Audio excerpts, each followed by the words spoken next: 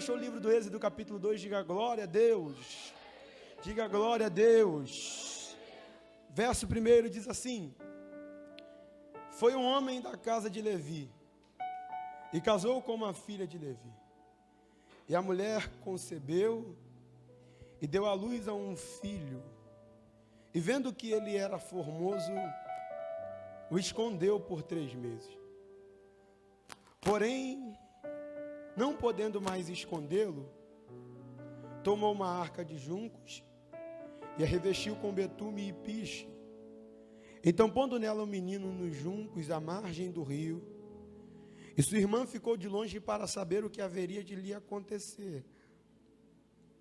E a filha de Faraó desceu a lavar-se nos rios, e as suas donzelas passeavam pela margem do rio. Então ela viu a arca no meio dos juncos, e viu a sua criada que a tomou. E abrindo-a, viu o menino que chorava. E moveu-se de compaixão dele e disse: dos meninos dos hebreus é este. Então disse sua irmã, filha de Faraó: irei chamar uma das amas hebreias, que cria esse menino para ti. E a filha de Faraó disse-lhe: vai. Foi, pois, a moça e chamou a mãe do menino.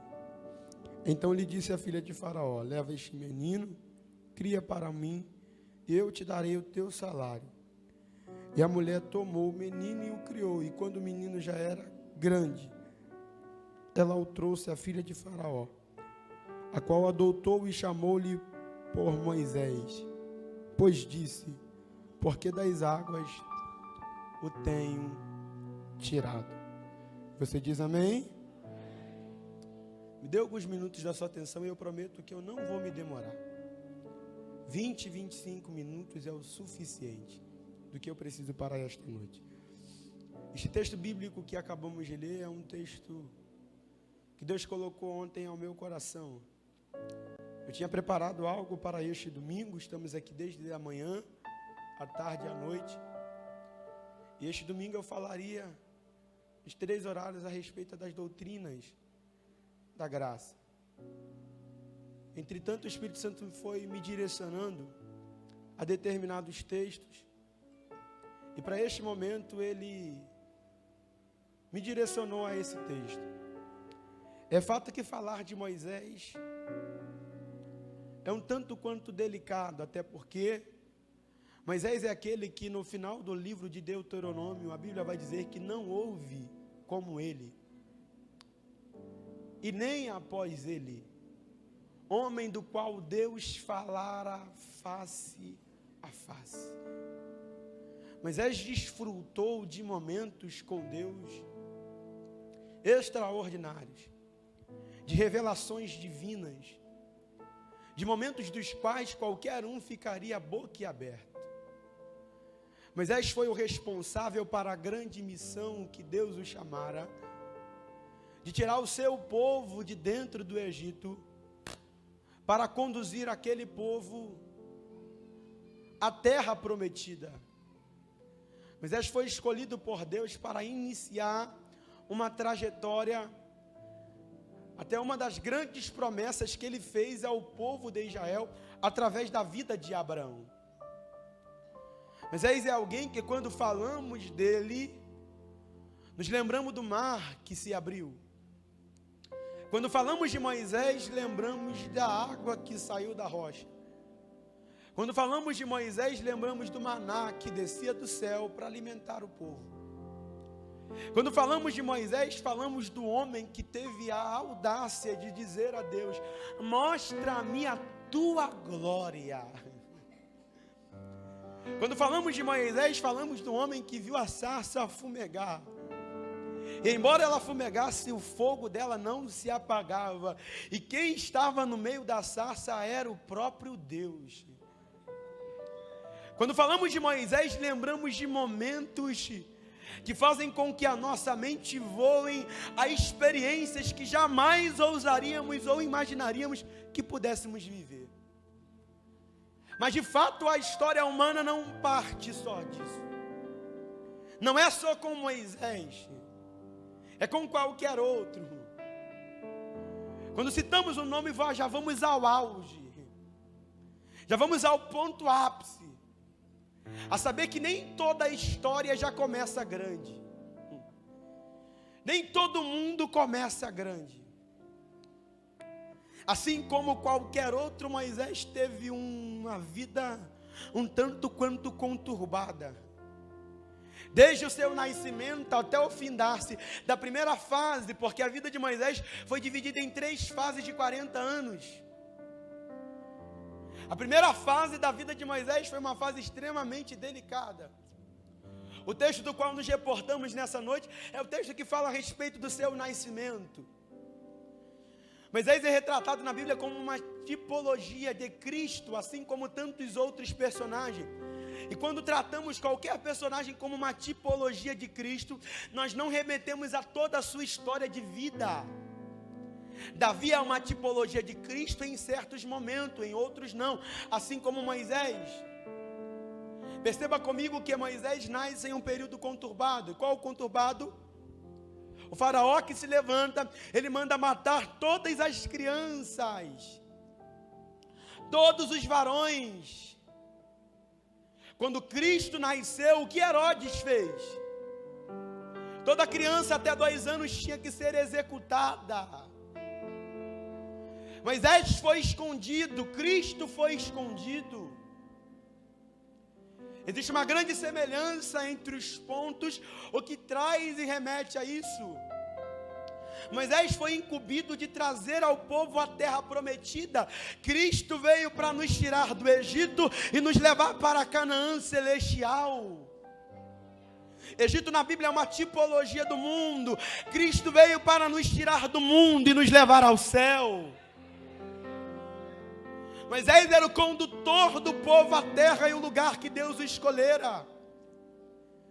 E Deus vai entregar na mão de Moisés o destino de ir a Canaã. E você sabe muito bem a história. Ao usar Moisés para tirar o povo do Egito, Deus vai enviar as 10 pragas. Com o intuito de tirar o povo do Egito, Deus irá enviar as pragas. Repita comigo, pragas. Porque toda vez que Deus quiser te locomover, Ele vai mexer com o teu exterior. Toda vez que Deus quiser te tirar de algum lugar, Ele vai mexer com o ambiente que está ao seu redor. Então, para tirar o povo, Ele envia as pragas. Mas o problema não era tirar o Egito, o problema não era tirar o povo do Egito. O problema era tirar o Egito de dentro do povo. O problema não era levar o povo para um outro lugar. O problema era tirar o lugar de dentro do coração do povo. Porque na primeira dificuldade diante do mal, o que o povo disse? Tu nos trouxe aqui para morrer, era melhor a gente ficar lá. Porque tem gente que muda de ambiente, mas não muda de mente. Tem gente que já saiu, foi liberto da escravidão, mas a mente ainda é de escravo. Deus não te trouxe para quebrar as cadeias internas. Deus te trouxe para te fazer livre em todas as coisas. Porque aquele que crê em Cristo Jesus, verdadeiramente sereis livres. Então, para tirar o povo do Egito, Deus envia as pragas. Mas para tirar o Egito de dentro do povo, Deus envia os mandamentos. Vou repetir. Para tirar o povo do Egito, Deus enviou as pragas. Mas para tirar o Egito de dentro do povo, Deus enviou a palavra. Porque somente pela palavra vós sereis limpos. É impossível vivermos uma vida sana com Deus sem as escravidões do pecado, se não formos firmes na palavra. Somente a palavra que pode renovar o nosso entendimento. Romanos capítulo 12 vai dizer: pois vós não vos conformeis com este mundo, mas transformai-vos pela renovação do vosso entendimento. Não adianta Deus te mudar de lugar e não mudar a tua mente. Não adianta você sair do meio de escravidão e a tua mente ser de cativo. O povo de Israel estava em Israel, mas com a mente cativa. Deus os tornou cativo para libertar a sua mente. O cativeiro babilônico foi para libertar o povo das prisões que lhe prendiam. Mas ainda é conduzido a isto, e assim também como Cristo nos veio para desfazer todas as amarras do pecado. Porque aquele que está em Cristo, nova criatura é. E as coisas velhas se passaram, eis que tudo se fez. Eu tenho uma palavra, Deus quer te fazer viver novidade de vida. É a isto que Deus chama Moisés. Moisés nasce neste período. E o texto informa: foi-se um homem da tribo de Levi, com uma mulher da tribo de Levi, e deu à luz a um filho. E vendo que ele era formoso, Estevão, quando estava sendo apedrejado, próximo a morrer, ele vai contar em detalhes a história de Moisés. Ele vai definir, e aqui ele diz: e Moisés era formoso diante de Deus. Moisés era belo diante de Deus. O termo aqui formoso é kitov. É o mesmo termo usado em Gênesis 1:3. E viu Deus que era bom na criação. É a mesma coisa que Deus está dizendo a Moisés. O que Deus está dizendo a Moisés? E vendo que ele era formoso, era agradável diante de Deus. Só que isso é contraditório, por quê? Porque a partir da criação, tudo que foi criado tornou-se exposto. Mas a partir de Moisés, o que foi criado foi escondido. Era belo, mas está escondido. É formoso, mas está escondido. Isso aqui é conflitante, por quê? Porque Moisés está escondido, mesmo sendo belo. Isso foge dos padrões que remetem à sociedade moderna. Na verdade, mostramos aquilo que é bom e escondemos aquilo que é ruim. O que é bom é para ser mostrado, e o que é ruim é para ficar escondido. Aqui não, é bom e está escondido. Porque a aparição de Moisés não remete à sua aparência. O texto mais à frente vai dizer: e vendo que não dava mais para esconder. E se tu não der um glória agora, é porque você está muito ruim. Olha aqui. A aparição de Moisés não está remetida ao quão formoso ele é. Porque o tempo de Deus não está remetido às tuas habilidades. O tempo de Deus não está remetido aos teus dons, aos teus talentos e ao teu aperfeiçoamento. Deus não trabalha com talento, Deus trabalha com fidelidade. Segura. Moisés não é revelado porque é bom, Moisés só é revelado quando cresce. Moisés é escondido mesmo sendo bom, mas quando ele cresce não dá mais para esconder, porque a revelação de Deus não é para quem tem talento, a revelação de Deus é para quem é maduro. Vou repetir, a revelação de Deus não é para quem é bom, não é para quem tem talento, a revelação de Deus é para quem é maduro. Deus não tem interesse só de te fazer bom, o interesse de Deus é te fazer crescer, o interesse de Deus é te fazer ter estrutura, o interesse de Deus é te dar estabilidade. Você não viver algumas coisas não é porque você não tem capacidade para viver, muito pelo contrário, tu tem dom, tu tem talento, Deus só está te escondendo porque está dizendo, ainda não cresceu, e enquanto não cresce, pode cantar bem, pode pregar bem, pode administrar bem, mas a revelação é só quando cresce.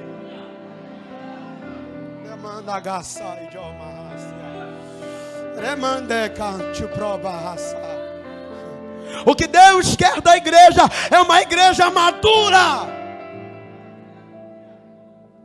O que Deus quer de nós é firmeza.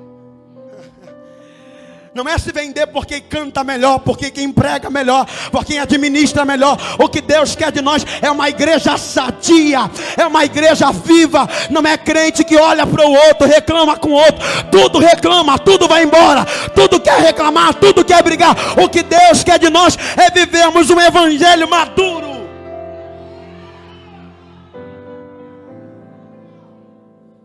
Entendemos que a revelação de Deus traz crescimento. Deus está dizendo, é bom? É, mas não tem estrutura, esconde. Tem talento? Tem, mas não tem estrutura, esconde. Obrigado. Tem capacidade? Tem, mas não tem estrutura, esconde. Porque o problema de colocar em certos lugares quem não tem estrutura, vou falar, é que uma hora tá, outra hora não tá, uma hora é, outra hora não é, uma hora canta, outra hora não canta. Deus não trabalha com inconstante. Deus não trabalha com inconstante. E o fogo arderá continuamente sobre o altar. O que Deus quer para a tua vida é um nível de maturidade. Chega de viver uma vida inconstante. O que Deus quer te levar é a revelações profundas. Eu estou sentindo uma presença de Deus aqui. Se tiver pelo menos um crente comigo nesse lugar, eu vou profetizar. O Espírito Santo está te fazendo crescer hoje.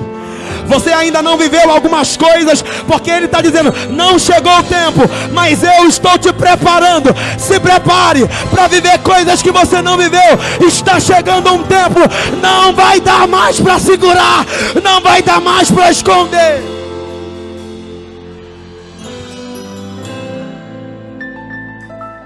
Nós precisamos entender que o tempo não é o espaço que Deus precisa para fazer nada.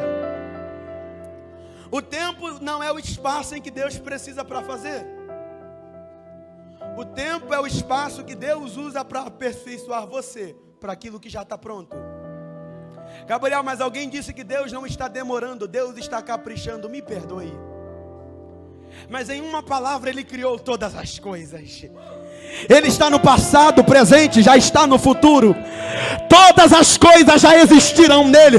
O que Deus tem para a tua vida já está pronto, não chegou porque você não está. Esse tempo é Deus preparando você, é moldando você para aquilo que Ele já preparou.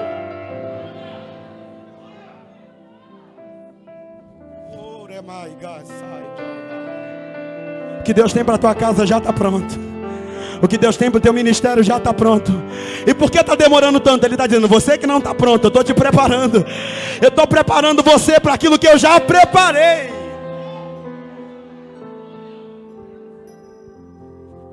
O que Deus quer de nós é isso.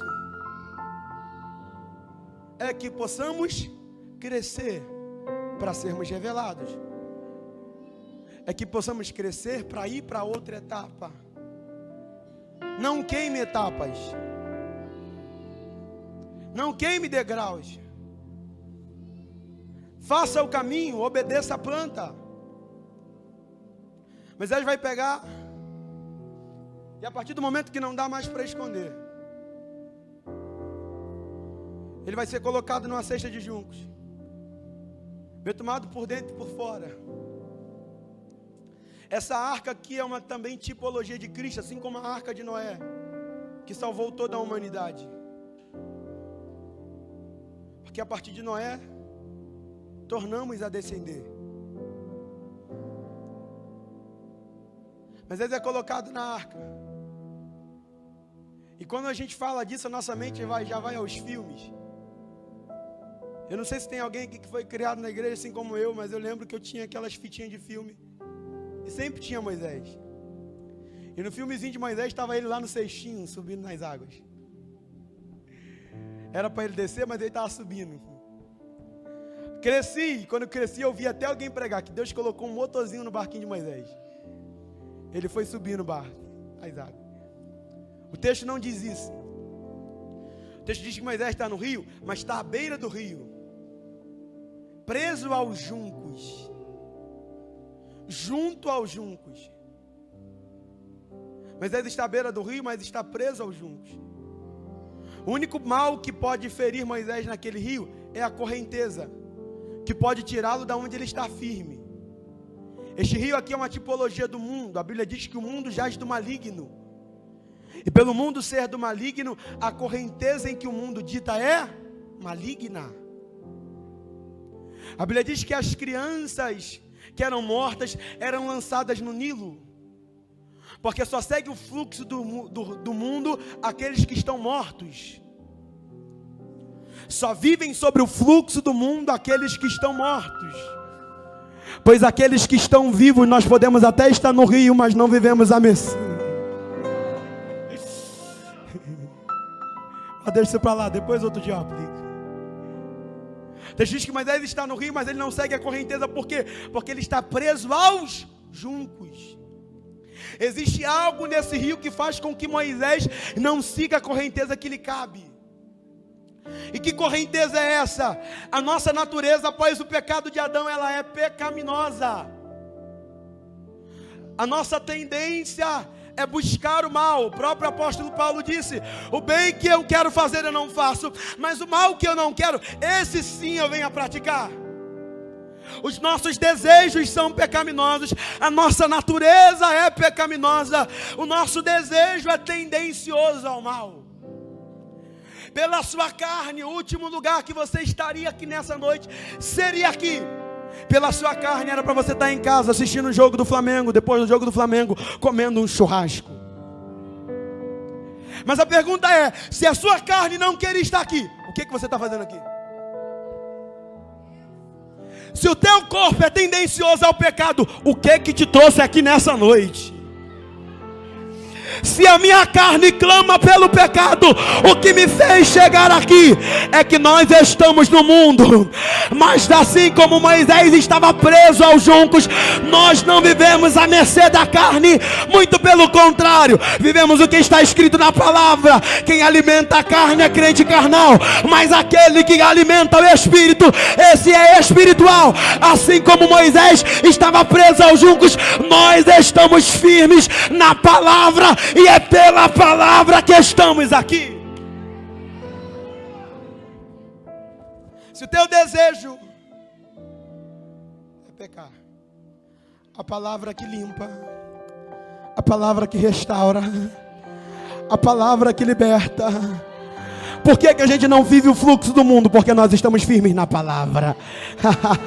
Porque nós estamos firmes. A única maneira de vivermos uma vida em santidade com Deus é vivermos uma vida na palavra. Poxa, Gabriel, mas a última coisa que eu queria viver nesse dia era isso. É o que eu vim pregar. A única maneira de vivermos uma vida com Deus é vivermos uma vida na palavra. É sermos cheios da palavra, porque somente a palavra tem o poder de endireitar as nossas veredas, firmar os nossos pés sobre a rocha, para que quando a nossa carne grite, nós não respondemos pela nossa carne, mas pela palavra. Cristo, quando foi tentado no monte, Ele não disse o que veio da sua mente, Ele não disse por si próprio, Ele disse: está escrito na palavra, nem só de pão viverá o homem, mas sim de toda a palavra que sai. Como purificará o jovem o seu caminho? Ouvindo o que está escrito nas Escrituras. A única maneira de não vivermos da maneira que o mundo diz é termos uma vida pautada na palavra. E por mais que seja conflitante, eu tenho que te alertar a isso. Não existe outra maneira de permanecermos em um século tão promíscuo, pós-modernidade, em que as coisas estão cada vez mais semelhantes. A gente precisa entender isso aqui, gente. A igreja modernizou, mas a igreja não mudou. A igreja modernizou, mas a igreja não mudou. A gente precisa entender isso aqui, é que com a abertura dos tempos, as coisas mudaram, os valores mudaram. E isso não remete só aos tempos de hoje. Os valores não foram invertidos hoje. No passado, inverteram os critérios. A roupa era quem mandava, o caráter era o que morria. Hoje, a igreja prega que o caráter prevalece, e que a santidade prevalece, e que a roupa veste com a decência. Não é a gravata que prega, não é terno que prega. O que prega é a nossa vida. Cristo nos chamou para sermos testemunhas dele. Cristo nos chamou para sermos alvo dele.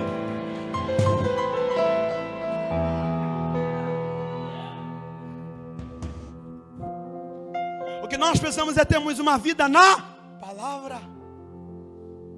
Pois somente assim nós vamos conseguir. A cada dia há a porção que faz com que vencemos a luta entre a carne e o espírito. Ele está firme aos juncos. E à medida que ele está firme aos juncos, A princesa vê. Isso aqui é lindo demais, gente. Porque a princesa vai até ele. E à medida que a princesa vê, ela abre o cesto e ela diz: e comoveu-se com o choro do menino. É uma coisa tão estrondosa isso aqui, pelo menos na minha mente. Porque o Nilo era um dos deuses do Egito. Prova disso que o Nilo era alvo de muitos sacrifícios. Então eram matados muitos animais e lançados no Nilo. O Nilo era alvo de muitos sacrifícios. E o que me faz tentar entender o que uma princesa está indo no lugar onde tem crianças mortas, animais mortos, que eram tidos como oferendas. Tinha tanto lugar para ela ir se banhar, por que ela foi para lá? E tem perguntas na nossa vida que são assim: como que isso aconteceu? Como que fulano foi para lá? O que fulano foi fazer? Como que isso aconteceu? E tem coisas que eu preciso te alertar aqui. Não tem explicação. Gabriel, por quê? Não sei. O que eu sei estava na agenda de Deus. Pare de procurar explicação para aquilo que não tem explicação. Quando te perguntarem, eu te dou a resposta: foi Deus que fez. Quando te perguntarem como é que aconteceu, não sei, eu não tinha capacidade, eu não tinha estrutura, mas meu Deus entrou.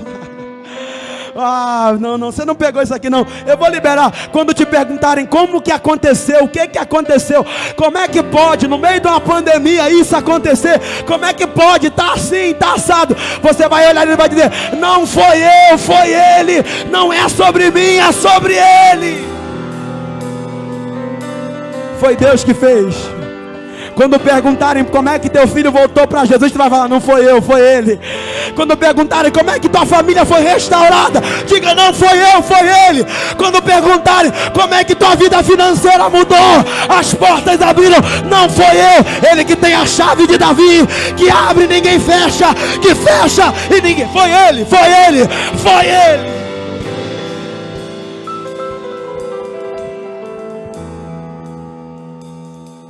Para explicar, foi ele. Não tem explicação, foi ele. Lemante que a nação deremanda raça. Meu Deus do céu, eu estou sentindo a presença de Jesus aqui. Se prepare, porque esta semana muitas coisas, muita gente será surpreendida.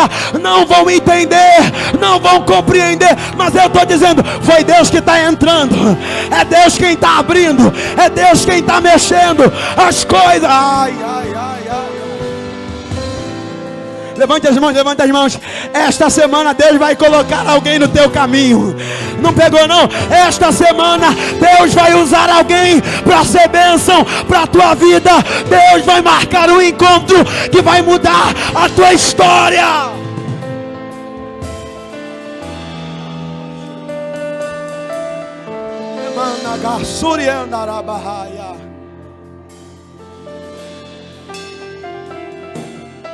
Pega, Moisés.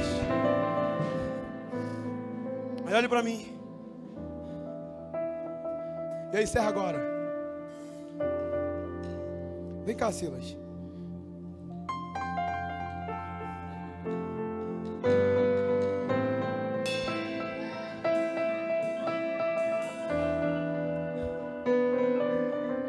Olha para mim aqui. Estava prestando atenção na palavra? Estava. Moisés está no cesto, olhe para mim. E o texto diz que Miriam ficou lhe olhando para ver o que haveria de acontecer. Você vai ser Moisés. Deita ali.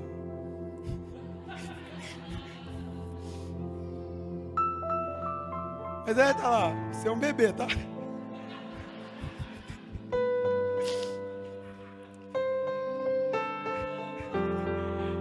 Olhe bem. Moisés está lá. Bebê monstro. E a irmã de Moisés está olhando para ver o que haveria de lhe acontecer. Moisés é a igreja. O rio é o mundo. E quem que é a irmã? Quem? A irmã de Moisés aqui representa duas tipologias bíblicas. A primeira, Cristo. E a segunda, o Espírito Santo. Por que Cristo? Porque Miriam foi quem cuidou para não morrer em casa. Então, por causa de Miriam, era para ter morrido, mas não morreu. Você está aí ainda ou você foi comer pastel? Por causa de Miriam, era para ter morrido, mas não morreu. Estava em casa, mas estava guardado. Era para ter morrido, mas por causa dela não. E por que o Espírito Santo? Porque quando Cristo morre, vai ao céu, ele disse: não se turbe o vosso coração. Credes em Deus, credes também em mim. Na casa de meu pai há muitas moradas. Se não fosse assim, eu não vou teria dito: vou preparar lugar. Mas fica tranquilo, eu não vos deixarei órfãos. Eu enviarei Olha aqui, Cristo é quem pagou o preço. Não era para estar aqui, mas está. Era para ter morrido, mas está aqui. Foi Cristo quem pagou o preço, não foi? E o Espírito Santo, o que é que faz? O sacrifício não foi em vão. Não morreu na cruz para perder por causa de um balanço. Miriam está olhando porque se balançar, balança, Silas. Se a correnteza tentar levar, eu vou até lá, pego ele e coloco de volta. Mas eu não perco o investimento que eu fiz em você. Eu vim liberar o sacrifício de Jesus, não foi em vão. Ele está dizendo: pode até querer parar, pode balançar, mas o Espírito Santo marcou este encontro neste domingo, dizendo: eu te trouxe aqui para te pegar e te colocar de volta. Não vai sair não. Está querendo sair, mas não vai sair. Está querendo ir embora, mas não vai embora. Eu te guardei. Era para ter morrido, mas não morreu. Era para ter parado, mas não parou. Eu não vou te perder para o mundo.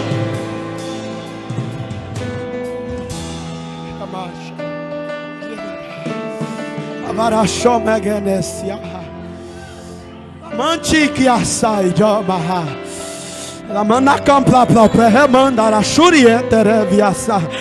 Estou sentindo o Espírito Santo aqui neste lugar. Eu vim dizer para alguém: o Espírito Santo não vai te perder.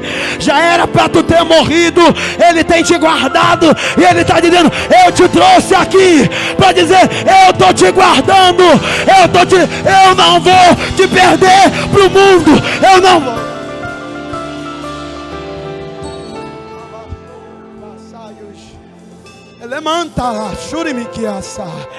Se tiver pelo menos um crente ligado comigo neste lugar, levante as mãos, porque eu estou ouvindo barulho de cadeia sendo quebrada aqui agora. Eu estou ouvindo barulho de grilhões sendo. Levanta as mãos. Isso, abre a boca, porque enquanto tu está dando glória, esse demônio da morte está perdendo força.